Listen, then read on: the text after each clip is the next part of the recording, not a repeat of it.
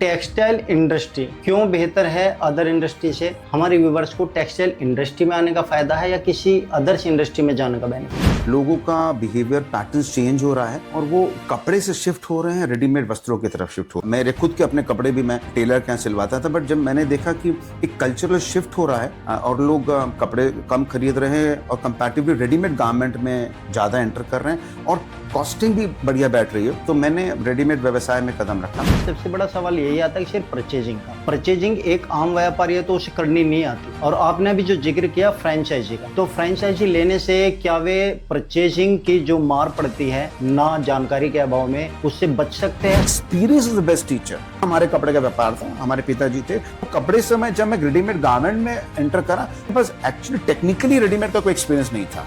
जितनी गलती करी, गलती को गले लगाया, सीखा, आगे बढ़े, गलती को गले लगा, आगे बढ़े। गलती को लेकर रोना चालू कर, उस गलती को लेकर होने की जरूरत नहीं है हमें जी। बट हमारा जो टेक्सटाइल है, मेरा ऐसा मानना है कि इसमें ऑफलाइन में एक्सपोनेंशियल बहुत बढ़िया ग्रोथ होने के चांसेस है। जो मिस्टेक हम नॉर्मली कर रहे होते हैं, वो बेसिकली गलती करते हैं इन्वेंट्री कंट्रोल मैनेजमेंट को कहते हैं, जिसको हम आसान भाषा में कहेंगे स्टॉक को कंट्रोल नहीं करते। आप घर से काम कर सकते, 25-50 हजार लेके भी पूंजी से काम कर सकते हैं।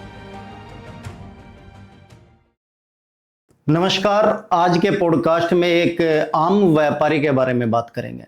आम व्यापारी यानी कि जो टेक्सटाइल इंडस्ट्री में कदम तो रखना चाहता है मगर अपनी जानकारी के अभाव में आगे नहीं बढ़ पाता।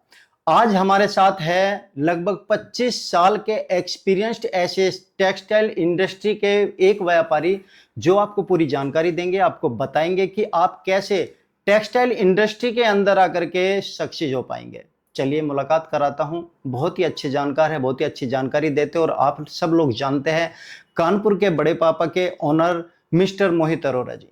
नमस्कार। नमस्कार। मेरा नाम मोहित अरोरा है और मैं अमूमन 25 से 30 साल से इस रेडीमेड व्यवसाय में हूँ जी। और हम लोग इनिशियली कपड़े का काम करते थे। मुझे याद है 1996 की बात है। ठीक है। हमारे एक कपड़े की रिटेल की दुकान हुआ करती थी जी। और उसके बाद हम लोग एक्सपैंड करते रहे। जैसे मैंने देखा कि लोगों का बिहेवियर पैटर्न चेंज हो रहा है और वो कपड़े से शिफ्ट हो रहे हैं, रेडीमेड वस्त्रों की तरफ शिफ्ट हो रहे थे। हम लोग, मैं पहले भी मेरे खुद के अपने कपड़े भी मैं टेलर के यहाँ सिलवाता था, बट जब मैंने देखा कि एक कल्चरल शिफ्ट हो रहा है और लोग कपड़े कम खरीद रहे हैं और कंपैरेटिवली रेडीमेड गारमेंट में ज़्यादा एंटर कर रहे हैं और कॉस्टिंग भी बढ़िया बैठ रही है, तो मैंने रेडीमेड व्यवसाय में कदम रखा। और पहले तो रिटेल का ही कर रहे थे, तो कपड़े से मैंने रेडीमेड व्यवसाय में रिटेल में ही पहले काम किया जी। फिर ग्रेजुअली जब मैंने प्रोसेस को देखा और मुझे लगा जब मैं स्पीड बढ़ना है और लोगों को आगे लेके चलना है, मुझे जी सबको साथ में लेके चलना है, तो मैंने सोचा कि क्यों ना स्केल को बढ़ाया जाए। क्योंकि रिटेल की दुकान का एक लिमिटेड दायरा होता है, एक रेडियस होता है जो 3 से 5 किलोमीटर क्लाइंटेज को कवर अप करती है। जो मैंने सोचा कि मुझे एक्सपोनेंशियल स्पीड पर बढ़ना है और लोगों को साथ में लेके चलना है आगे, तो मैंने सोचा ऐसा क्या कर सकते हैं। तो मेरे दिमाग में मैन्युफैक्चरिंग और बड़े स्केल पर ट्रेडिंग का दिमाग में आया मेरे। ठीक है। तो उसके बाद से मैंने मुझे याद आता है 1990 कुछ सालों बाद से मैंने उसको होलसेल में कन्वर्जन करा, मैंने प्रॉपर होलसेल मैन्युफैक्चरिंग में कन्वर्ट किया और धीरे धीरे मैं प्रोडक्ट्स बढ़ाते चला गया। आज हमारे पास 20 से 30 हजार लॉयल कस्टमर्स की हमारे पास एक फ्लीट है जो कि हमारे पर ट्रस्ट करते हैं और हम काफ़ी पुराने हो चुके हैं इस फील्ड में और हमारे कस्टमरों का भरोसा, हमारी क्वालिटी एश्योरेंस और हमारे खुद के रिव्यूज इतने बेटर हैं कि हम आगे बढ़ते चले जा रहे हैं। अब हम पीछे मुड़ के नहीं देख रहे हैं। अब तो हमारे वेरियस मॉडल्स आ रहे हैं। अगर हम देखें तो नॉर्मल एक रिटेल की दुकान खोलने से अच्छा एक नया ऑप्शन भी आ रहा है, फ्रेंचाइजी मॉडल में मार्केट में फ्लोट हो रहा है। तो अब हमने देखा एक छोटी सी रिटेल की दुकान से जो मैंने एक सपना सोचा था, अब उसको कैसे आगे बढ़ना है, आगे बढ़ते जा रहे हैं और कारवां बढ़ता जा रहा है, लोग जुड़ते जा रहे हैं और लोगों का, मुझे देखा लोगों का बहुत असीमित प्यार मिल रहा है मुझे। बट याद रखिएगा, शुरुआत तो पहले कदम से ही होती है, शुरुआत छोटे से ही होती है, फिर हम आगे बढ़ना चालू कर जाते हैं। इसी तरह से मेरी ये छोटी सी कहानी है जी। तो सर, जैसे आपने अभी बताया कि रिटेल से आप होलसेल में गए या इस इंडस्ट्री में बड़ा बनाने की आपने कोशिश की, लेकिन जो एक आम व्यापारी है वो स्टार्टिंग रिटेल से ही करना चाहता है क्योंकि उसे नॉलेज नहीं है, वो डायरेक्ट होलसेल में भी आ सकता है। डिपेंड करता है, अगर आपके पास वर्किंग कैपिटल एक्सपीरियंस है तो आप आ सकते हैं, जी। बट इनिशियली होलसेल या मैन्युफैक्चरिंग में आने में सबसे इंपॉर्टेंट एस्पेक्ट आता है वर्किंग कैपिटल एक्सपीरियंस। जी। बट अगर आप वाटर टेस्टिंग करना चाहते हैं और आप 25-30 साल के हैं तो मैं आपको आइडियल रिकमेंड करूंगा रिटेल पे जाएं। आप रिटेल का कॉन्सेप्ट में जा सकते जी। हैं। आप बहुत छोटी सी पूंजी से आज की तारीख में व्यापार स्टार्ट करने के लिए कोई रॉकेट साइंस नहीं चाहिए, बहुत बड़ी डिग्री नहीं चाहिए आपको कि जी। आप कोई बहुत बड़ी एमबीए की डिग्री चाहिए। आपको एक जज्बा होना चाहिए, छोटी सी पूंजी आप ले लें, 25-50 हजार की पूंजी से व्यापार स्टार्ट कर सकते हैं। हाँ, जज्बा और होना चाहिए और लगन चाहिए, कंसिस्टेंसी चाहिए कि लगातार हमें व्यापार करना। अगर हम सोचेंगे आज हम काम कर रहे हैं, कल हम छोड़ रहे हैं, बंद कर रहे हैं, वो नहीं चलेगा। कंसिस्टेंट चाहिए, लगातार आपको अपने स्टोर पे जाना पड़ेगा, मेहनत करनी पड़ेगी, लगातार सही परचेज करनी पड़ेगी, तो लगातार आपको कस्टमर को ठीक ऑनर करना पड़ेगा, नई वैरायटी देनी पड़ेगी। कंसिस्टेंट देंगे तो रिटेल के हिसाब से जाना बेटर रहेगा। फिर जैसे जैसे आपका काम ग्रो करता है तब आप मैन्युफैक्चरिंग या होलसेल में जा सकते हैं। लेकिन सबसे बड़ा सवाल यही आता है कि सिर्फ परचेजिंग का, परचेजिंग एक आम व्यापारी है तो उसे करनी नहीं आती। और आपने अभी जो जिक्र किया फ्रेंचाइजी का, तो फ्रेंचाइजी लेने से क्या वे परचेजिंग की जो मार पड़ती है ना जानकारी के अभाव में, उससे बच सकते हैं? सारा सेटअप आप ही करके दे देते दो दो मॉडल्स होते हैं बेसिकली। अगर आपको एक इनिशियली, मान लीजिए कई लोग हैं जो महिलाएं हैं जो काम करना चाहती हैं, मैं तो चाहूंगा महिलाएं एक्सपोनेंशियल स्पीड पे आगे बढ़ें क्योंकि हमारी पॉपुलेशन का बहुत बड़ा हिस्सा फीमेल्स हैं। जी। आप देखिए कि सिर्फ घर का काम करना, मैं नहीं कहता कि घर का काम कोई बुरा है। जी। दोनों मेल एंड फीमेल मेंबर्स दोनों को इसमें हाथ बटाना चाहिए। ठीक है। बट अगर फीमेल के पास टाइम है तो वो घर से भी, जिसको कहते हैं होम रीसेलर्स कहते हैं, घर से भी आप लोग काम कर सकते हैं, दुकान भी आप कर सकते हैं, उसमें भी आगे बढ़ना चाहिए। अब डिपेंड करता है कि अगर आपके पास समय और पूंजी का अभाव है, घर से करें या दुकान छोटी कर लें। और अगर आप फ्रेंचाइजी मॉडल में जाना चाहते हैं, जो कि आज बहुत बड़ी बड़ी कंपनी, आप देखिए खाने पीने की फ्रेंचाइजी आ रहे हैं, कपड़ों की फ्रेंचाइजी आ रही है। फ्रेंचाइजी मॉडल में जाने से एक एडवांटेज होता है कि आपको सिस्टम्स बने बनाए मिल जाते हैं, आपको पूरी रेसिपी मिल जाती है, आपको काम कैसे कर रहा जाना है, एसओपीज मिल जाते हैं जिसको कहते हैं स्टैंडर्ड ऑपरेटिंग प्रोसीजर, धंधा कैसे करना है, आपको कैसे काम करना है, आपको हर चीज का एक प्रॉपर सेटअप मिल जाएगा। स्टाफ की ट्रेनिंग कैसे करनी है, आपको बोर्ड या ग्लोसेन कैसे रखना है, यानी कि फुल ट्रेनिंग दी जाती है 100%। फ्रेंचाइजी के अंदर आपको एक पूरा लगा लगा धंधा मिल जाएगा। हाँ, बट आप सोचिए कि फ्रेंचाइजी लेने के बाद आपको मेहनत नहीं करनी पड़ेगी, ऐसा बिल्कुल भी नहीं होगा। वो कहावत नहीं कि गाय दूध देती नहीं, गाय से दूध निकालना पड़ता है। You have to work hard, आपको लगना पड़ेगा तब फ्रेंचाइजी चलेगी। तो सर आप बताइए कि टेक्सटाइल इंडस्ट्री क्यों बेहतर है अदर इंडस्ट्री से? हमारे व्यूवर्स को टेक्सटाइल इंडस्ट्री में आने का फायदा है या किसी अदर्स इंडस्ट्री में जाने का बेनिफिट? रोटी, कपड़ा और मकान एक ऐसी चीज है जो रिसेशन प्रूफ है। जी। आपके पास कोविड आया तो भी लोगों को कपड़े चाहिए थे। जी। ये बेसिक नेसेसिटी है। आपको पता है कि इंडिया में टेक्सटाइल, मतलब टेक्सटाइल एक कैटेगरी है, मतलब कपड़ा हो गया, रेडीमेड वस्त्र हो गए, साड़ियां हो गए, हैंडलूम हो गए। 165 बिलियन डॉलर का मार्केट है जो 2030 तक 350 बिलियन डॉलर का होने वाला है। और इसमें कम से कम 4.5 करोड़ लोगों को रोजगार भी मिलने वाला है एक्सपोनेंशियल स्पीड पे। और टेक्सटाइल में आप देखिए कि आप कितने प्रकार के कपड़े होते हैं। आप जो कपड़े पहनते हैं वो कपड़े होते हैं, जो आप हैंडलूम यूज करते हैं घर में, होम लेनिन्स होती हैं, आप एक रुमाल यूज करते हैं वो भी टेक्सटाइल है, पर्दा एक टेक्सटाइल है, साड़ी एक टेक्सटाइल है, बिल्कुल, मोजे पहनते वो टेक्सटाइल है जी, आप सोफे पे कपड़ा चढ़ाते वो टेक्सटाइल है। तो टेक्सटाइल मार्केट एक एक्सपोनेंशियल, मतलब ब्लिस्टरिंग ग्रोथ पे जाने वाला है। अगर आप सही तरीके से अपने प्रोडक्ट को प्लेस करेंगे, अगर आप अपना छोटा सा काम करना चाहते हैं, छोटी दुकान करना चाहते हैं, उसकी लोकेशन ठीक हो और राइट परचेजिंग हो, तो ये तो एक बेसिक नेसेसिटी है आपकी तारीख में। आप देखिए फेस्टिवल्स आते हैं, आपको कपड़े चाहिए होते हैं। आपके पास मान लीजिए कोई शादियां हो रही हैं तो कपड़े चाहिए होते हैं। हर आप देन लेन में कपड़े, आप ये देखिए कभी भी आपने कभी किसी को कपड़ा गिफ्ट किया हो, लिया हो, तो आपको कैसी फीलिंग आती है? बहुत अच्छा लगता है। तो कपड़ा इज हैप्पी प्रोडक्ट। आप हैप्पी प्रोडक्ट दे रहे हैं, you are selling a good product. अगर आप हैप्पी प्रोडक्ट का माल बेच रहे हैं तो आप देखिए कितनी बढ़िया है, और उसमें लोगों को रोजगार मिल रहा है, प्रॉफिट मिल रहा है, लोग खुश हो रहे हैं। तो मेरा मानना है अगर हम एसेंशियली 3 कमोडिटी है, रोटी, कपड़ा और मकान, तो अगर मैं बात करें क्या नाम है कपड़े की बात करें तो इसकी ग्रोथ का तो मतलब मैनीफोल्ड में ग्रोथ हो सकती है। स्काई इज द लिमिट मेरे ख्याल से। जी। जो अभी आपने कहा रोटी, कपड़ा और मकान, इनकी भी कैटेगरी अलग अलग होती है। एक की हैसियत होती है कि 5 स्टार होटल में बैठ के खा ले, एक की हैसियत होती है कि जो एक ही जोड़ी कपड़े हैं तकरीबन 10,000 के पहन ले, एक की हैसियत होती है कि 1,000 रुपए के भी नहीं पहन सकता। अब जो आम व्यापारी है वो आम व्यापारी किस टेक्सटाइल इंडस्ट्री में जाए? लेडीज में जाए, जेंट्स में जाए, किड्स में जाए, या फिर हैंडलूम्स में जाए, किस जो बेस्ट ऑप्शन है उसके लिए जहां से शुरुआत कर सके, वो क्या है? देखिए, डिपेंड करता है आपके पास कितनी पूंजी है और कितना समय है। लेट्स सपोज आपके पास पूंजी कम है और आपके पास समय भी कम है, तो आप होम रीसेलर बन सकते हैं। आप घर से काम करिए, जी सिंपल एस्पेक्ट है। जी आप घर से काम कर सकते, 25-50 हज़ार लेके भी पूंजी से काम कर सकते हैं। जी आपके पास दिन में 10 से 12 घंटे देने के लिए हैं और आपके पास 2.5 से 5 लाख की पूंजी है, तो जी डिपेंड करता है आप छोटी सी दुकान कर सकते हैं या फ्रेंचाइजी मॉडल पे जा सकते हैं। जी अब आपको अपने लोकल एरिया को सर्वे करना होगा। इंडिया में जो मास पॉपुलेशन है वो लोअर मिडिल कैटेगरी और मिडिल कैटेगरी को बिलोंग करती है। जी आप देखिए, ज़ारा, H&M जैसे बड़े ब्रांड्स को कैटर करने की अलग अलग वो अलग कैटेगरी बिलोंग करते हैं। जी जी मैं ऑलवेज मासेस को मैं हरदम मासेस को कैटर करने के लिए फेवर में रहा हूं। ओके अगर आप मास्टर्स को कैटर करेंगे तो स्पीड बेटर मिलेगी। मैंने आपको पहले भी रिपीट करा, कितना समय है आपके पास और जी पूंजी कितनी है, उस हिसाब से डिसाइड करेंगे।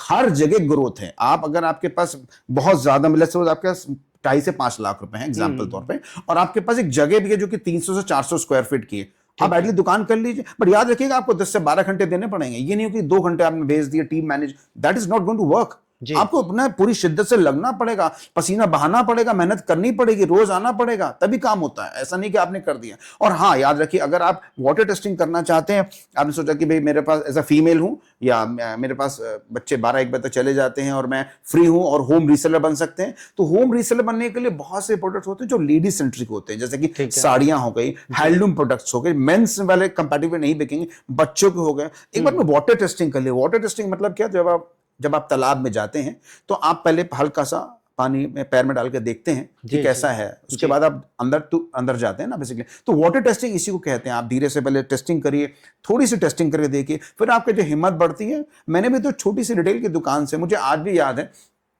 मेरी जो सेल हुआ करती थी 1200 रुपए पर डे की सेल हुआ करती थी। जी आज हम करोड़ों का बिजनेस कर रहे हैं, आज हम फ्रेंचाइजी कर रहे हैं, आज हम एक्सपोर्ट करने की प्लान तक कर चुके हैं। जी हम हो सकता है आने वाले दिनों में ब्लिंकिट में भी आपको नजर आ जाए। तो जी हमने जी मैनीफोल्ड से ग्रो करने की कोशिश कर रहे हैं। शुरुआत छोटे से होती है। एक पहला कदम बढ़ाइए, जी फिर रास्ते अपने आप खुलते चले जाएंगे। जी। तो क्या जब आपने शुरुआत की थी आपको कुछ एक्सपीरियंस था या कोई गाइडर आपके पास ऐसा था जिसने आपको शुरुआत कराई? एक बड़ी अच्छी कहावत है, लोग तो एमबीए बन जाते हैं जी पढ़ के, हम लोग एमबीए बने हालातों से, ठोकरे खा के सीखे हम लोग। जी जी आप बड़े बड़े एमबीए से मिलते हैं आप लोग, हम लोग ने कोई एजुकेशन नहीं है। और कपड़े के काम में, टेक्सटाइल में कोई एजुकेशन को, रॉकेट साइंस की जरूरत नहीं है आपको। जी आप लगे रहेंगे, गलती करेंगे, learn from the mistakes. Mistakes are your best teacher. आप जितनी ज्यादा गलती करेंगे, आपके पास कोई रूट, कोई किताब नहीं, कोई मैनुअल नहीं कि कपड़े का व्यापार कैसे करना है। आप जी गलती करेंगे, सीखेंगे। Experience is the best teacher. हाँ, हमारे कपड़े का व्यापार था, हमारे पिताजी थे, बट वो कपड़े से जब मैं रेडीमेड गारमेंट में एंटर करा, तो मेरे पास एक्चुअली टेक्निकली रेडीमेड का कोई एक्सपीरियंस नहीं था।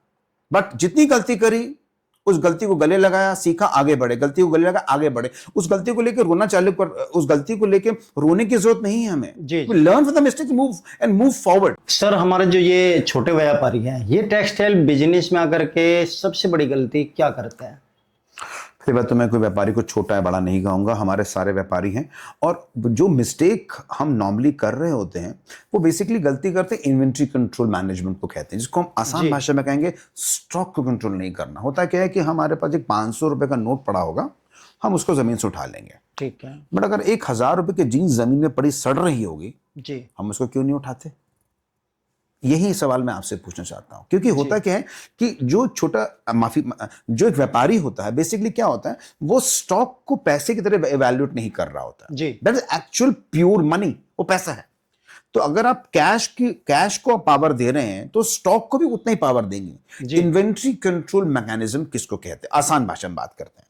आपके पास दुकान में जो माल है, वो एक्चुअली पैसे का रूप है। ठीक है। तो उसको इतनी इज्जत देनी है। आपको ये देखना है कि कौन सा माल कितना पुराना हो रहा है जी जी और उसको कितनी जल्दी बेचना है। अगर वो माल पुराना होने लगा, बासी हो जाएगा, ऑब्सोलीट हो जाएगा, तो उसकी वैल्यू डिटेरिएट हो जाएगी। ओके। तो सबसे बड़ी गलती है कि आप ओवर स्टॉक नहीं करेंगे, ज्यादा माल नहीं।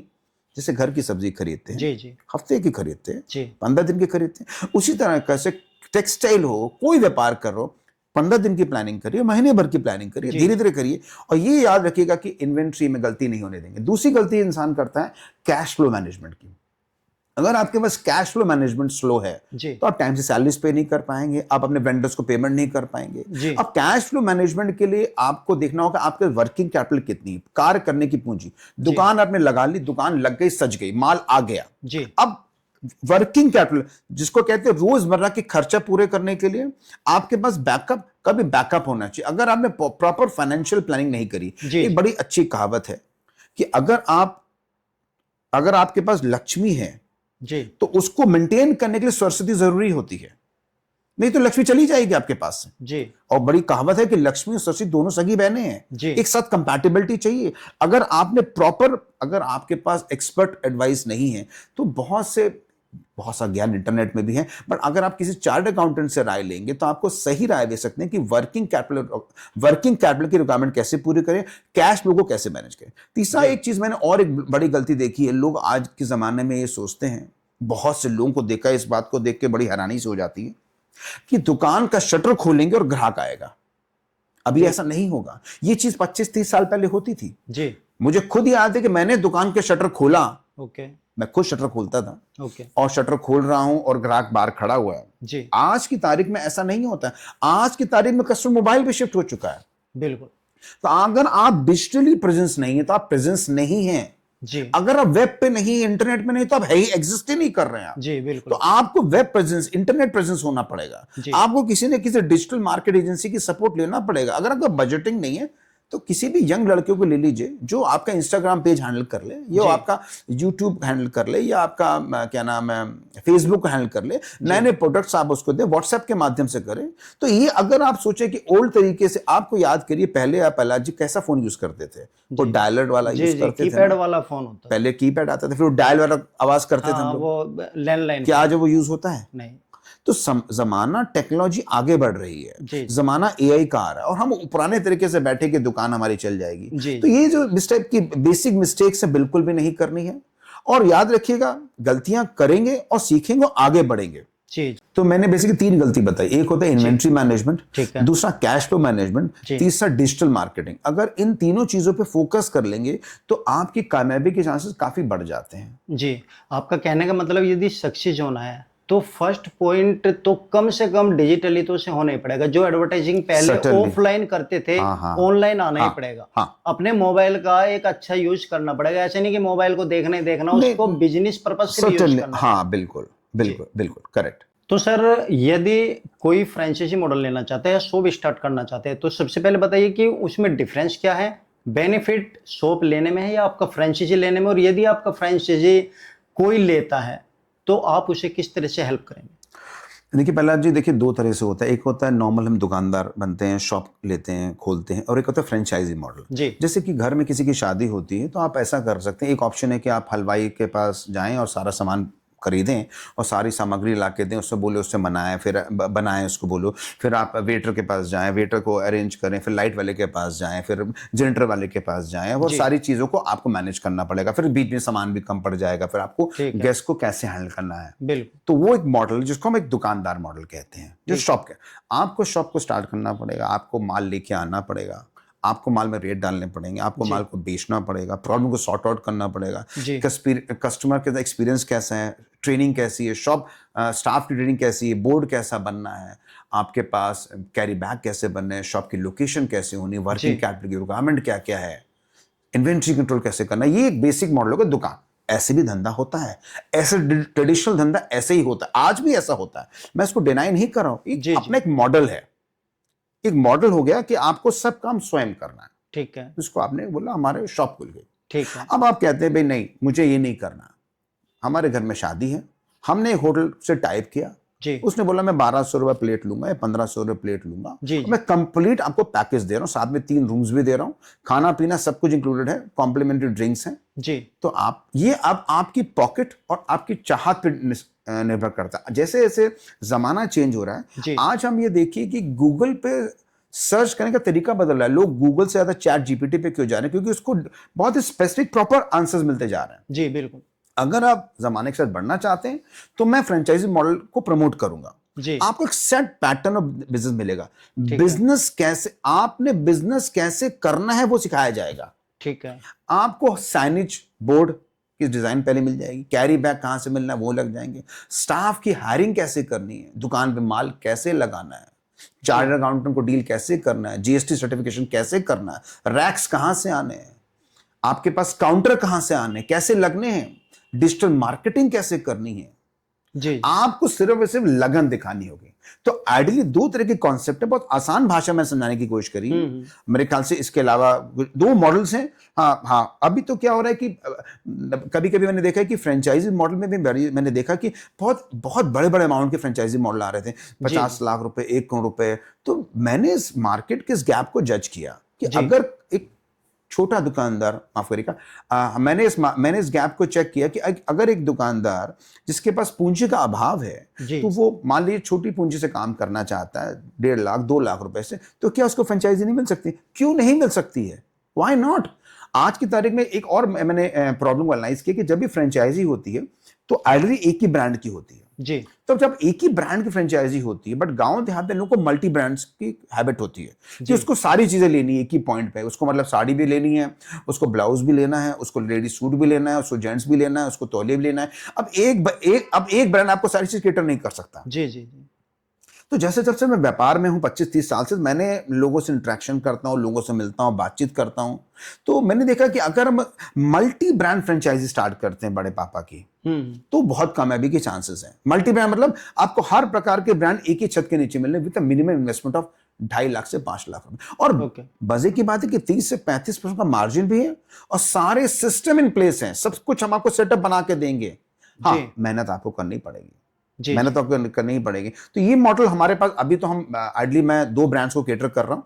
एक हमारा ब्रांड है जो बड़े पापा जो रेडीमेड गारमेंट और साड़ियों में डील करता है, एक हमारा क्लोवर ब्रांड है जो कि हैंडलूम में डील करता है। वो स्पेसिफिक 1 ब्रांडेड फ्रेंचाइजी एक ही ब्रांड की है। तो अब ये कस्टमर की रिक्वायरमेंट के ऊपर है, उसके पॉकेट के ऊपर, उसके टाइमिंग के हिसाब से आप फ्रेंचाइजी मॉडल पे भी जा सकते हैं और दुकान मॉडल पे भी जा सकते हैं। तो चॉइस आपको करना पड़ेगा जी। अब सर फ्रेंचाइजी में थोड़ा सा कंफ्यूजन और सबसे बड़ी समस्या आती है डिस्टेंस की।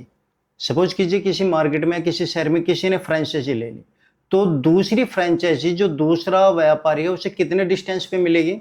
और जो अभी आप फ्रेंचाइजी कोई आपसे ले रहा है, क्या दोनों फ्रेंचाइजी इकट्ठे ले सकते हो? उसमें क्या बेनिफिट होगा? बहुत ही बढ़िया सवाल है आपका। होता है कि जब हम फ्रेंचाइजी ओपन करते हैं तो हमारे एग्रीमेंट होता है, उसमें एक रेडियस होता है। ठीक है। तो हमारे पास जैसे 3 किलोमीटर 4 किलोमीटर या 3 4 या 5 किलोमीटर रेडियस में दूसरी फ्रेंचाइजी नहीं खोल सकते हैं जी। दोनों फ्रेंचाइजी का मॉडल अलग है, दोनों का प्रारूप अलग है, दोनों की लोकेशन अलग सेट करेंगे। तो ऐसा नहीं कि अगर एक फ्रेंचाइजी हमने खोल दी तो उसके बगल में फ्रेंचाइजी खोल देंगे, ऐसा पॉसिबल ही नहीं है। एक रेडियस फिक्स है और आप जिससे कि आपको प्रॉपर प्रॉफिट मिल सके और कस्टमर को भी अलग अलग लोकेशन में फायदा मिल सके जी। तो जैसे अभी आपने बोला कि जीएसटी करनी पड़ेगी, उनको मार्जिन सेट करना पड़ेगा। अभी आपने ये भी बोला कि 30 से 35% तक का मार्जिन फ्रेंचाइजी में मिलेगा। किसी को अपना मार्जिन एक्स्ट्रा करना है, बढ़ाना है, या फ्रेंचाइजी के अनुसार ये एक फिक्स मार्जिन पूरी ही आउटलेट का, जितनी भी इंडिया के अंदर फ्रेंचाइजी उन सभी का एक ही मार्जिन होता है या अलग अलग होता है? नहीं, हम आइडियली रिकमेंड करते हैं, इसको रिकमेंडेड प्राइस कहते हैं। हम आपको सुझाव दे रहे हैं कि आपको ये प्राइस में बेचना चाहिए जी। अगर उस प्राइस से बेचेंगे तो आपको आपके पास कस्टमर की रिपीटेशन अच्छी आएगी। जैसे कहावत है कि कस्टमर एक बार माल ले गया, बहुत अच्छी बात है जी। दूसरी बार माल ले गया तो कम से कम लॉयल हो गया है। मगर तीसरी बार अगर कस्टमर आपसे माल ले रहा है तो आपके ब्रांड को पहचान रहा है, तो हम आपको जो प्राइसिंग सेट करके देंगे, ऐसा सेट करके देंगे रिपीटेशन आए आपके पास। अगर आप लालच करेंगे और ज्यादा मार्जिन लेने की कोशिश करेंगे तो उसका कोई फायदा नहीं। हम रिकमेंड यही करते हैं कि आप उसी प्राइस से बेचें जी जी। सर सपोज कीजिए मैं शॉप करना चाहता हूँ या मैं फ्रेंचाइजी लेना चाहता हूँ, मुझे कुछ भी नॉलेज नहीं है, ABCD मुझे कुछ नहीं आता। मैं कहता हूँ कि सर आप मुझे अपनी फ्रेंचाइजी दे दीजिए, मुझे कुछ नहीं आता। तो आप उस तरीके से पेमेंट आपको दे दी गई, उस तरीके से कैसे खुद ही सेटअप करके आओगे वहां पे, या उससे भी कुछ एफर्ट करना पड़ेगा, जैसे फर्नीचर खरीदना है या स्टाफ हायर करना है, या सब कंपनी की तरफ से होगा? मैं बता रहा हूँ, देखिए जब भी आप फ्रेंचाइजी मॉडल में एनरोल करते हैं तो हमारा रजिस्ट्रेशन का प्रोसेस होता है। हम लोग नॉर्मली वीडियो कॉल के थ्रू, और हमें जरूरत पड़ती है तो हम ऑफलाइन विजिट भी करते हैं। और हम विजिट करने के बाद फ्रेंचाइजी की लोकेशन और फ्रेंचाइजी कौन चला रहा है, क्या वो चला सकते हैं, उस एलिजिबिलिटी क्राइटेरिया पे हम उसको फ्रेंचाइजी ऑफर करते हैं। प्रोस्पेक्टिव कस्टमर फ्रेंचाइजी में एनरोल हो जाता है तो हम उसको सारे सेटअप बना के देंगे, हर चीज की व्यवस्था उसको बना के देंगे। इन्वेंट्री को कैसे वहां टाइम से पहुंचाना है, यानी स्टॉक को कैसे पहुंचाना है, रेट कैसे डालने हैं, आपको सॉफ्टवेयर कौन सा यूज करना है। मैंने पहले भी जैसे बोला कि आपको बोर्ड साइनेज के बारे में, बैग्स के बारे में, डिजिटल मार्केटिंग के बारे में कंप्लीट सेटअप। आप होटल पे आए, आपने बस पैकेज दे रखा है, तो आपका स्वागत, आपके बारातियों का स्वागत, आपका कुछ भी नहीं करना। जी सब सेटअप है, ये चॉइस अब आपके पास है कि आप फ्रेंचाइजी मॉडल पे जाना चाहते हैं या स्टोर पे जाना चाहते हैं। दोनों विकल्प अवेलेबल हैं और दोनों विकल्प के अलग अलग स्ट्रेंथ और वीकनेसेस हैं। ये असेसमेंट आपको ही करना पड़ेगा। मैंने जैसे क्या बोला, हम आपको तैरना तो सिखाएंगे, बट तैर के निकलना तो आपको ही पड़ेगा ना। उसके लिए मैं आपको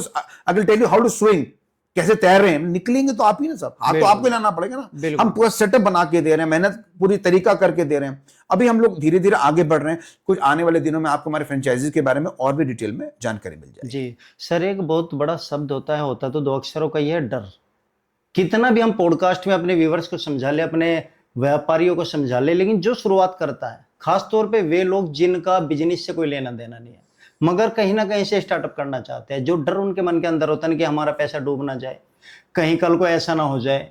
आपकी फ्रेंचाइजी ले लेती है, 5 लाख रुपए इन्वेस्ट कर देते हैं, 6 महीने बाद पता चला कि उनका कुछ हो ही नहीं रहा। उस बेस में क्या होता है? एक इंग्लिश में कहावत है, एक्शन क्यूर्स फियर।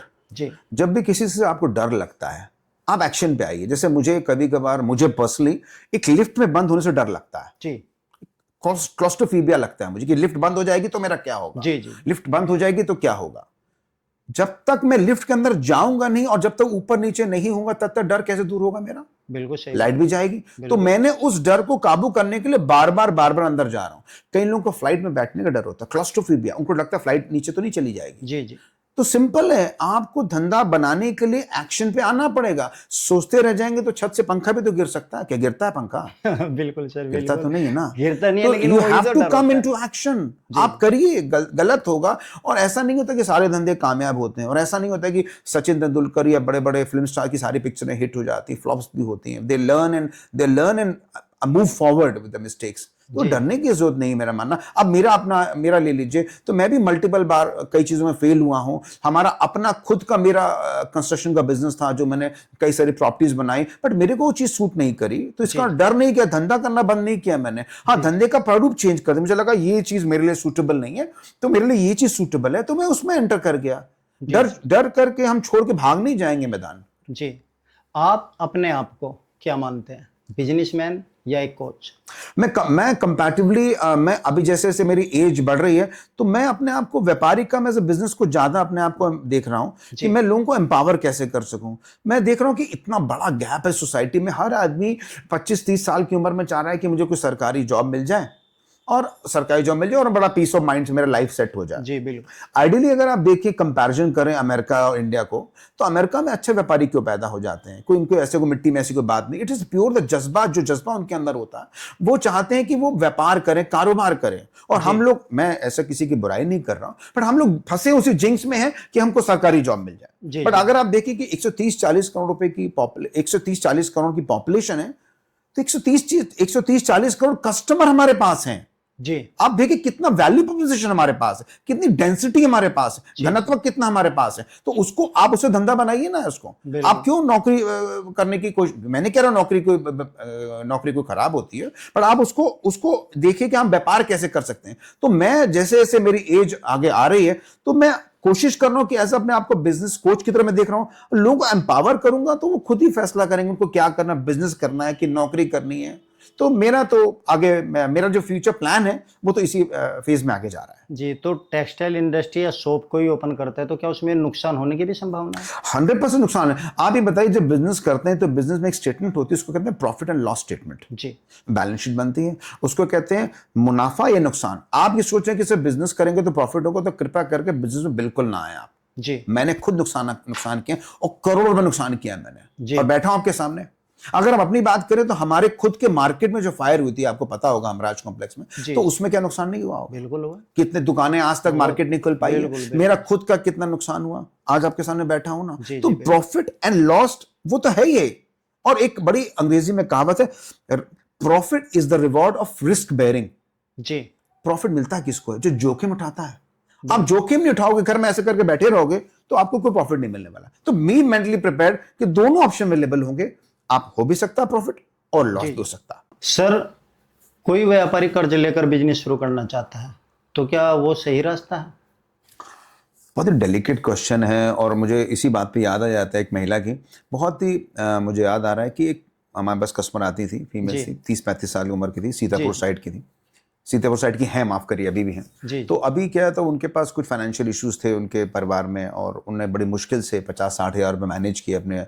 उनके हस्बैंड कुछ काम नहीं कर रहे थे, वो हस्बैंड बार बार सरकारी जॉब को मतलब पाने की कोशिश कर रहे थे, और हताश हो चुके थे और कुछ भी करना नहीं चाहते थे और डिप्रेसिव स्टेट ऑफ माइंड में जा चुके थे। जी तो उसकी वाइफ ने बीड़ा उठाया और मेरे से मुलाकात हुई, एक बार उन्होंने माल भी हमसे लिया।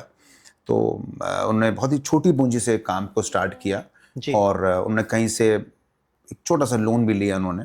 ठीक तो है। मैं नहीं कहता हूँ कि लोन कोई बुरा होता है, बट लोन के पे बैक करने की मंशा कितनी क्लियर है, आप उसकी रीपेइंग कैपेसिटी कैसे आप कर सकते हैं। लोन लेना तो आसान है, जी जी रीपे करना मुश्किल है, बिल्कुल। उसका इंटरेस्ट कंपोनेंट पे करना बहुत मुश्किल है। जी तो वेरी सेंसिबल तरीके, मैं लोन के ना फॉर हूं ना अगेंस्ट हूं, ये असेसमेंट आपको करना पड़ेगा, डेलिकेट असेसमेंट है। पैसा बहुत आसानी से, आजकल बहुत सारी स्कीम चल रही हैं, सरकार की बेहतरीन स्कीम है हमारे मोदी जी की, प्राइम मिनिस्टर साहब की हमारी, बट उसमें आप उसको कैसे यूटिलाइज कैसे करना। आपने पैसा, आपने लोन ले लिया और जाके आपने गाड़ी खरीद ली, आप फंस जाएंगे। आपने कोई लैंड खरीदा, फंस जाएंगे। जिस काम के लिए आपने लोन लिया, अगर आपने वर्किंग कैपिटल के लिए लोन लिया, धंधे, तो धंधे में पैसा लगना चाहिए। जी जी अगर आपने गाड़ी के लोन, तो गाड़ी के लिए, तो उसको आप फंड की मिक्सिंग नहीं कर सकते। फंड जी। को इसका उधर से उधर करेंगे तो काम खराब हो जाएगा। ठीक है। मैं वापस आ रहा हूँ अपनी उसी स्टोरी पे।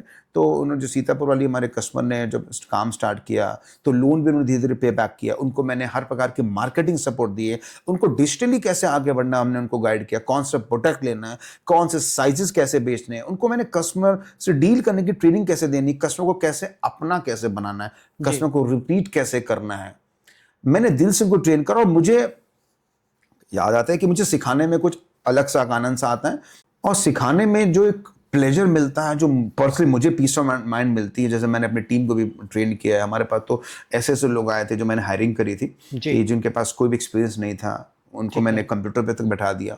तो वापस उस महिला के ऊपर आ रहा हूँ, आपके मेन क्वेश्चन के ऊपर आ रहा हूँ। हाँ, लोन से आप स्टार्ट कर सकते हैं, मिनिमम कैपेसिटी से स्टार्ट कर सकते हैं। आज वही महिला हमारे पास 2 से 2.5 लाख रुपए एक बार परचेजिंग करते हैं, और हर 15 दिन में आते हैं। आप खुद सेल्फ रिलायंस हो चुके, उनके हस्बैंड भी शॉप पे बैठने लगे हैं, उनके चेहरे पे जो चमक है वो मैं आपको बता नहीं सकता। और जो मुझे जो पीस ऑफ माइंड मिल रहा है कि मैंने उनको सिखा के, ये मैंने क्या सिखा, मैं तो एक ऊपर वाले का एक माध्यम हूं, जो मुझे ज्ञान मिला, जो एम्पावर कर रहा हूं, मैं क्या हूं, बट एक जो कॉन्फिडेंस मिलता है, और वो मुझे उससे बहुत मजा आता है। मेरा ऐसा मानना है कि व्यापार में आपको लोन लेना चाहिए। लोन लेने से पहले रीपेमेंट की प्लानिंग करनी चाहिए। मान लीजिए कोई ऐसी फीमेल है जिनके पति किसी वजह से काम नहीं कर पा रहे हैं, और उनको फाइनेंशियल सपोर्ट चाहिए, उनको हेल्प चाहिए, तो छोटे से लोन लेके आप छोटी वाटर टेस्टिंग कर सकते हैं। नंबर 2, अगर आपको फुल स्केल पे काम करना है, पूरी दुकान करनी है, जैसे महिलाएं हैं या पुरुष हो, कोई भी फुल स्केल काम करना है, तो एक छोटा टेस्टिंग लोन ले सकते हैं, आप काम कर सकते हैं प्रॉपर। पर याद रखिएगा, repayment strategy is very important. और आपको प्रोफेशनल तरीके से बड़े व्यापार में जाना है।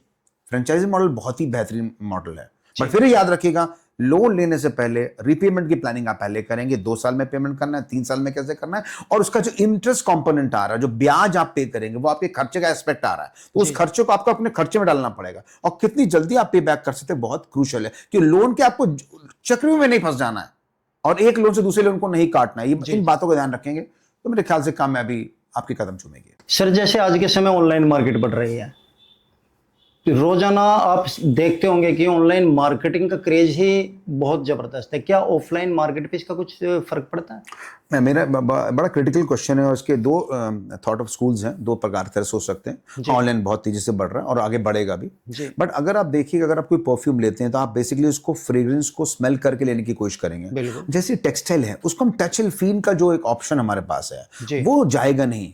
और जैसे जैसे आप देखिए कि आप इन्फ्लुएंसर्स हैं, वो ऐसे इन्फ्लुएंस करते हैं इंस्टाग्राम पे कि आपको मोर एंड मोर कपड़ा खरीदने का मन करता है, प्रमोट करते हैं आप। तो मेरा ऐसा मानना है कि जिस स्पीड से ऑनलाइन बढ़ेगा, उससे ज्यादा ऑफलाइन भी बढ़ेगा। जो टच एंड कपड़े के अंदर जो टच एंड फील, और उसको पहनने के बाद उसकी फिटिंग का जो एस्पेक्ट है, हाँ, कई कंपनी ट्रायल एंड बाय का ऑप्शन देती हैं, रिटर्न पॉलिसी देती है, बट इतना आज आप अपनी गाड़ी आपने उठाई और आप एक शॉपकीपर के पास गए, आपने कपड़ा खरीदा, पहना, लिया और गए, 30 मिनट्स, बिल्कुल 45 मिनट्स, बिल्कुल अल्ट्रेशन कराना है 5 मिनट।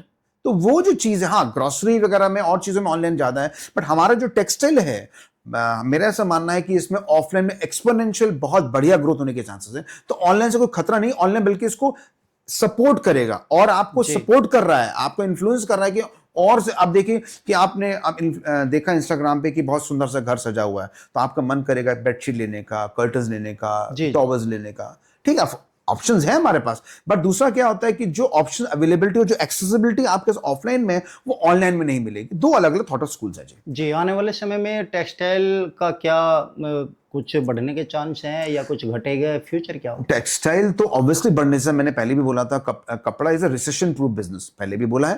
रोटी कपड़ा मकान, कपड़ा तो बिकने ही वाला है, इसका रुकने के चांसेस नहीं है। अब जी। कपड़ा की किस कैटेगरी में जाना चाहते हैं आप? रेडीमेड में जाना चाहते हैं आप, अनस्टिच में जाना चाहते हैं, हैंडलूम में जाना चाहते हैं आप, साड़ियों में जाना चाहते हैं आप, अंडरगारमेंट्स में जाना चाहते हैं, किस कैटेगरी में जाना चाहते हैं इसमें नो। जैसे कि फूड है, जी जी हमारे पास फूड है, या हम कह रहे हैं रियल एस्टेट है, उससे कपड़ा भी है, तो इसका तो कोई मतलब ग्रोथ, मुझे लगता है कि ये तो आसमान फाड़ के ग्रोथ लेने वाली है।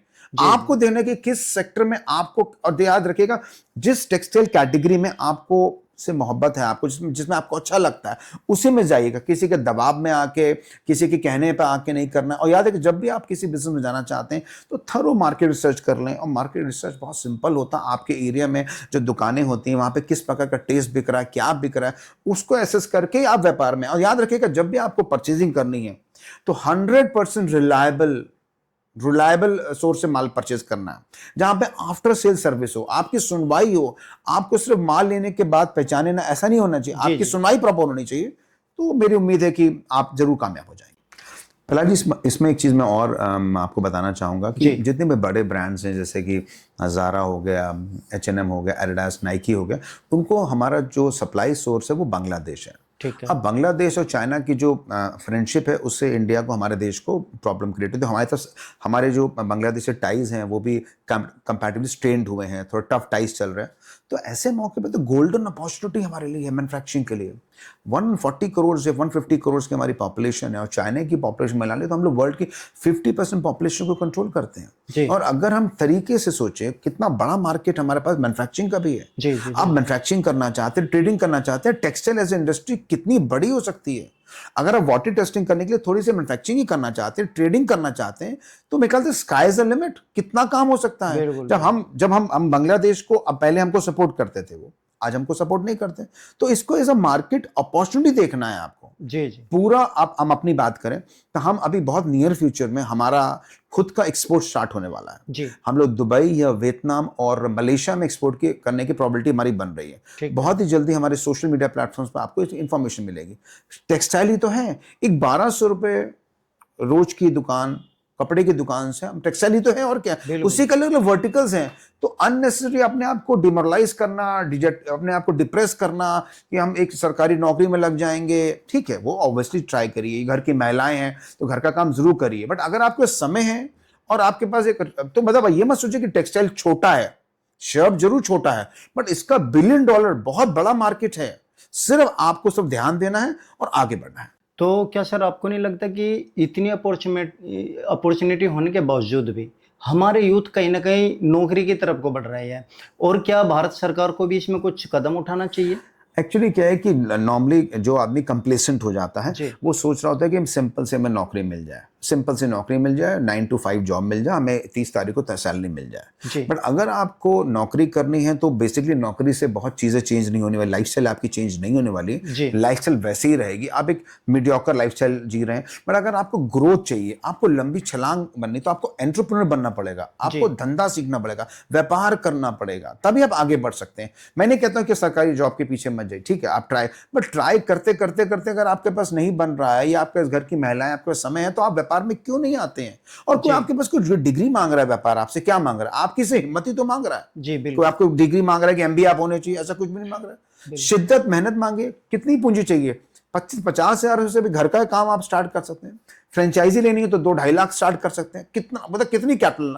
कोई बहुत कैपिटल नहीं है। हाँ, अब आपके अंदर करने की इच्छा ही नहीं, तो उसका तो प्रहलाद जी कोई आंसर ही नहीं हमारे पास। बिल्कुल। मैं ये जानना चाहता था कि और भी बढ़ावा मिल सकता है हमारी इंडस्ट्री को, टेक्सटाइल इंडस्ट्री और बढ़ सकती है क्या?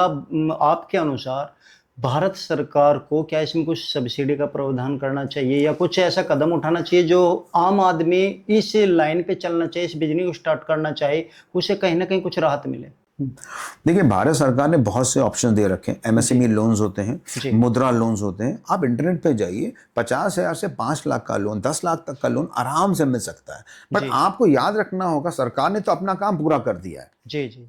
आप लोन लें या ना लें, ये आपको डिसीजन लेना है। बट लोन का पे बैक करने की प्लानिंग आपको पहले ही करनी पड़ेगी। जी बिल्कुल। और प्रॉपर प्लानिंग के साथ उतरेंगे और प्रॉपर मेहनत के साथ आप जाएंगे। आप दुकान करनी हो, घर से करना हो, फ्रेंचाइजी मॉडल करना हो, तीनों में भी कामयाबी के चांसेस है। और टेक्सटाइल में ग्रोथ बहुत है, इस बारे में आप बिल्कुल कतई कंफ्यूज बिल्कुल भी ना हो। जी पहला जी, आज के ज़माने में जितनी भी इंडिया में कार्स चल रही हैं वो सब कार लोन्स पे चलती हैं। जी। और 10 लाख की गाड़ी का एक मिडिल क्लास इंसान भी एक लोन ले लेता है, जिसकी ईएमआई 15-20 हज़ार रुपये आती है। जब आप गाड़ी का कार लोन लेते हैं, आप बाइक लोन लेते हैं, लोग एप्पल के फ़ोन पे 1.5-2 लाख की ईएमआई पे चला लेते। उसका लॉजिक क्या है?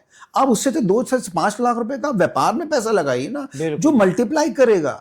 अगर आपके व्यापार में 15%, 20% का नफा भी है, तो आपके साल भर में तो पूंजी बाहर आ जाएगी। जी जी। आप कहाँ पैसा लगा रहे हैं? आप सिर्फ लोगों को शो ऑफ करने में कि मेरे पास महंगी गाड़ी है, मेरे पास बहुत ही फैंसी सा फोन है, फैंसी वेकेशन, उस पर नहीं जाना है। आपको कॉस्ट कटिंग पे जाना है। आपके जितने लिमिटेड खर्चों पे करें, आप लिमिटेड अमाउंट पे लोन लें और ऊट पटांग फालतू खर्चों पे ना जाके उस पे फोकस करें। और लोन्स की तो भरमार ऑप्शन बहुत सारे हैं। 5-10 लाख का लोन तो 2 मिनट में आपको मिल जाएगा। आप उससे 2 से 5 बिजनेस ट्राई कर सकते हैं। अगर आया कि बिजनेस फेल हुआ तो दूसरे में आप ट्राई करिए, तीसरे में ट्राई करिए। आप ट्राई करिए, ऐसा नहीं कि पहले बिजनेस ही कामयाब हो जाएगा, मैं ऐसा बिल्कुल भी ना था। आप ट्राई करिए, कामयाबी जरूर मिलेगी आपको। जी, ये तो खैर इंडिया में सच बात है कि एक मिडिल फैमिली वाला बंदा 10 लाख की गाड़ी के लिए लोन ले सकता है। ये जानकर कि कैश लेने में अक्लमंदी नहीं है। मगर यहाँ पर बिजनेस की बात हम करें तो यहीं पे चुप कर जाता है कि जो हमारे पास है उसी को इन्वेस्ट करना है, हमें लोन लेकर बिजनेस नहीं करना है। क्योंकि बहुत सारे लोगों की सोच, सर हम गांव देहात की बात करें तो पेरेंट्स की बात करें, जो पुराने लोग हैं ना, लोन्स के बिल्कुल विपरीत है। और जबकि बिजनेस में सफल होना है तो मेरा भी मानना है लोन्स बहुत जरूरी है। 2 प्रकार के लोन्स होते हैं, एक होता है गुड लोन, एक होता है बैड लोन। डिपेंड करता है किस कैटेगरी में जा रहे हैं। अगर आप गुड लोन कैटेगरी में जा रहे हैं, समझदारी से लोन ले रहे हैं, एक फाइनेंशियल एडवाइजर से बात करके ले रहे हैं, दैट्स अ गुड लोन। अब बैड लोन, आज आप होम लोन्स लेते हैं, 25-25 साल के 2-2 करोड़ रुपए के, 5-5 करोड़ रुपए के घर बिक जाते हैं, होम लोन्स पे तो बिक जाते हैं। दैट्स अ गुड लोन अगर आप लेना चाहते हैं तो। और अगर बिजनेस के लेना चाहते हैं तो छोटी सी वर्किंग कैपिटल के लिए लोन लें। बट अपने आप आपको लिमिट पता होनी चाहिए, किस लिमिट में आप लोन को पे बैक कर देंगे 2-3 साल के अंदर, तो उसमें कोई बुराई नहीं है। हाँ, थोड़ी सी ट्राई करिए, टेस्टिंग करिए, फिर अब आगे आप बढ़ सकते हैं। और वैसे भी लोन की हम बात करें तो 8-9% पे लोन मिल जाता है, 9% भी बिल्कुल। और अगर हम अपने बिजनेस के मार्जिन की बात करें तो 30%, 35% तक का है, तो 7-8% चुकाना कोई बड़ी बात नहीं है। कोई बड़ी बात नहीं है। और इसमें एक चीज और, पहला जी, आप शायद अभी नहीं समझ पा रहे हैं, आप जो बिजनेस में जो प्रॉफिट रीप करते हैं वो आप रीप करते हैं 25 से 30% पर महीना या पर 2 महीने में। अगर आपकी इन्वेंट्री साल में 6 बार घूम रही है तो आप 180% का नफा कमा रहे हैं। 30% आपने 2 महीने कमाया, ये 25 कमाया। बिल्कुल। और आप लोन दे रहे 9% एनुअली दे रहे हैं, तो बिजनेस का मुकाबला तो कर ही नहीं सकता। कोई कर ही मैच ही नहीं है। हाँ, वो जज्बा चाहिए, लगन चाहिए, टाइम चाहिए, शिद्दत चाहिए, शिद्दत चाहिए, आप कामयाब पक्का ही हो जाएंगे। जी। तो सर हमारे व्यूअर्स को थोड़ा सा और बताइए कि आपकी कामयाबी का सूत्र क्या है? कामयाबी का सूत्र सिंपल है कि फेलियर से बिल्कुल भी नहीं घबराना है। फेलियर्स तो आएंगे, गले लगाना है, सीखना है, आगे बढ़ते जाना है। ठीक। रोड ब्लॉक्स आएंगी, समस्या आएंगी, उसको जब भी मेरी टीम मेरे सामने आती है और मुझसे पूछती है सर एक प्रॉब्लम है जी, तो मैं उनसे एक ही बात कहता हूँ, never say that's a problem, से सर एक चैलेंज है जी। जब हम चैलेंज की बात करते हैं तो हमें कॉन्फिडेंस आता है कि उसको अपफ्रंट लेना, कैसे लेना है। जब हम प्रॉब्लम की बात करते हैं तो हम नर्वस, नेगेटिव हो जाते हैं। चैलेंज है, उसको दूर करेंगे, ऑब्स्टिकल्स आएंगे। और याद रखिएगा, कोई भी 2 दिन एक जैसे नहीं होते। आज एक दिन अच्छा है तो कल दूसरा दिन इससे अच्छा हो सकता है, इससे खराब भी हो सकता है। अगर कोई बुरा दिन जाता है उसको भूल के आगे बढ़िए और आगे बढ़ते रहिए, गलती से सीखिए, आगे बढ़ते जाएंगे और हाँ, अपने आप खुलते चले जाएंगे, लोग आपको मदद करने के लिए मिलते जाएंगे। आपकी नीयत मंशा ठीक होनी चाहिए, ईमानदारी से धंधा करिए, लोग आपके से जुड़ते जाएंगे, कारवां बनता ही चला जाएगा। जी, कोई हमारे व्यूअर्स वीडियो देख करके आपके पास आना चाहता है, जानकारी लेना चाहता है, स्टार्टअप करना चाहता है, आप हेल्प करेंगे? सर्टेनली, मैं तो बिल्कुल हेल्प करना चाहूंगा। एज अ कोचिंग इंडस्ट्री में प्रोफेशनल तरीके से भी आने की कोशिश कर रहा हूँ। बिल्कुल मदद करना चाहूंगा। मैं चाहूंगा मेरी टीम से संपर्क करें और सर्टेनली आपकी मदद करी जाएगी। तो दोस्तों देखिए, इतना अच्छा पॉडकास्ट मोहित सर के द्वारा आज हमने करा है। आपके जो मन के अंदर क्वेश्चंस उठते हैं कि एक आम व्यापारी, एक ऐसा व्यापारी जिसका बैकग्राउंड बिजनेस से नहीं है मगर बिजनेस करके सफल होना चाहता है, पैसा कमाना चाहता है, नाम कमाना चाहता है, तो उसके लिए जो ये पॉडकास्ट था बहुत इंपॉर्टेंट था। यदि किसी क्वेश्चंस को लेकर के कंफ्यूजन है तो वीडियो को आप रिपीट करके देख सकते हैं, चैनल को सब्सक्राइब कर सकते हैं, क्योंकि हमारे चैनल पर इस तरह की वीडियोस आती रहती है, आपको जानकारी हम देते रहते हैं। टेक्सटाइल इंडस्ट्रीज की हम बात करें तो आगे फ्यूचर, गोल्डन फ्यूचर है। आप आज स्टार्ट करेंगे तो ये आपकी शुरुआत, ये समझ लीजिए यदि 0 पे होती है तो आप कुछ ही समय में 100% ले आओगे। बस थोड़ा सा जज्बा आपका होना चाहिए। और किसी भी जानकारी के लिए, किसी भी सहायता के लिए टेक्सटाइल इंडस्ट्रीज के बादशाह जो कानपुर में बैठते हैं, बड़े पापा के नाम से सर का आउटलेट है और बहुत ही अच्छी जानकारी लेते हैं। आप कभी भी आ सकते हैं। सर 7 दिन ओपन होता है क्या? हाँ जी। आप 10 बजे से शायद 10 से 7 ही। 7 हाँ बजे जी। तक आप वर्किंग डे में आ सकते हैं और आकर के जानकारी लीजिए, बिजनेस स्टार्टअप कीजिए। किसी तरह की कोई समस्या है आप कमेंट्स कीजिए, कमेंट्स के द्वारा भी हम आपको जवाब देंगे। और उम्मीद करता हूँ दोस्तों वीडियो पसंद आई होगी तो लाइक कीजिए, चैनल को सब्सक्राइब कीजिए। और अब तक जो भी व्यक्ति इस पॉडकास्ट को इस समय तक देख रहा होगा तो मुझे उम्मीद है वे जरूर बिजनेस लाइन में आना चाहेंगे, जरूर टेक्सटाइल फील्ड में अपनी किस्मत आजमाना चाहेंगे। तो वीडियो को लाइक जरूर कीजिएगा। अब तक आपका बहुत बहुत दिल से धन्यवाद करता हूं जो हमारे पॉडकास्ट को शेयर कर रहे हैं, जो हमारे पॉडकास्ट पर इतनी अच्छी जानकारी लेने के बाद बिजनेस माइंड सेट कर रहे हैं। तो सर आपका भी बहुत बहुत धन्यवाद, इतना कीमती समय आपने दिया। Thank you so much. धन्यवाद।